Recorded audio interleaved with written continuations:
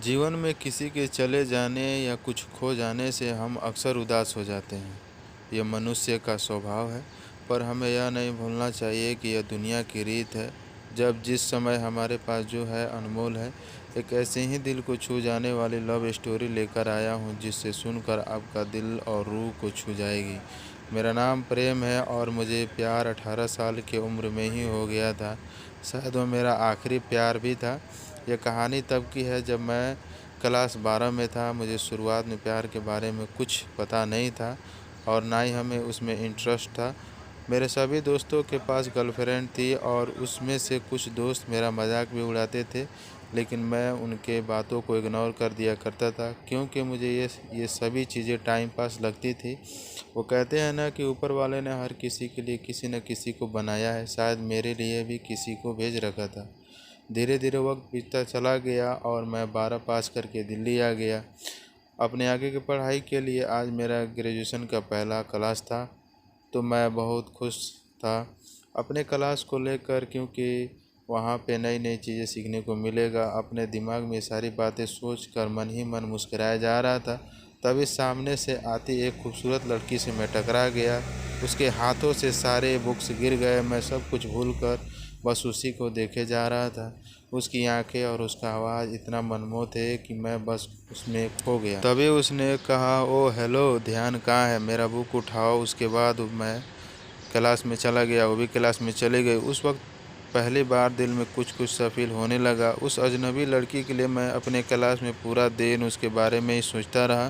Class ख़त्म होने के बाद मैं उस लड़की से मिलने के लिए बेचैन सा हो गया। तभी वह मेरे सामने से अपने दोस्तों के साथ बात करते हुए आ रही थी। मैंने उसे बात करने का सोचा, लेकिन कर नहीं पाया। अपना दिल मन ही मन में उसको दे चुका था। एक दिन की बात है, मैं अपने घर से कॉलेज के लिए जा रहा था कि मेरी नज़र उस लड़की पे पड़ी। मैं भागता हुआ उसके पास गया और मैंने उसको हाय हेलो बोला। फिर कुछ देर हम दोनों में बातें हुई और हम दोनों अपने क्लास में चले गए। धीरे धीरे हम दोनों की दोस्ती प्यार में बदल गया। जब हम दोनों कॉलेज से घर जा रहे थे, बीच रास्ते में तेज़ बारिश होने लगा। सामने कोई घर नहीं था, तो हम दोनों एक घने पेड़ के नीचे चले गए। धीरे धीरे बारिश और तेज़ हो गई। इससे बचने के लिए वो मेरे पास आ गई। हम दोनों एक दूसरे को बेहद करीब खड़े थे। सांस गर्म हो गई थी, तो मैं उसको किस करने वाला ही था कि वो सहम गई। वो वहाँ से दूर चले गई। हम दोनों के रिलेशनशिप के 2 साल हो चुके थे। मैंने उससे पूछा, क्यों ना हम लोग अगले साल शादी कर लें। वो बोली, मैं अपने घर पे तुम्हारे बारे में बताऊंगी। लड़का खुशी खुशी अपने घर चला जाता है। उधर लड़की के माँ बाप बातों को सुनकर उसे कहते हैं कि तुम उस लड़के से दूरी रहेगी। लड़की कहती है, मैं उसके बिना नहीं रह सकती, लेकिन उसके घर वाले उसकी एक बात भी नहीं सुनते हैं। उस लड़की का फ़ोन छीन लेते हैं और उसका कॉलेज जाना बंद कर देते हैं। लड़का उसका फ़ोन ट्राई करता है, लेकिन स्विच ऑफ आता है। 2 दिन बीत जाने के बाद लड़का घबरा गया और उसके घर चला गया। लड़की की माँ से पूछा तो वह कहती है कि वह अपने नानी के घर चली गई है। सच तो यही था कि लड़की अपने घर पे ही थी। लड़का रोता हुआ घर चला जाता है, पूरा दिन उसके बारे में सोचते रहता है।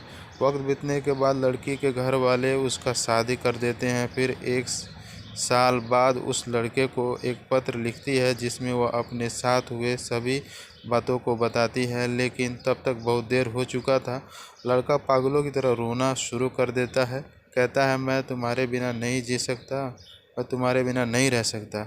इतना कहते ही वह वहीं पे गिर जाता है।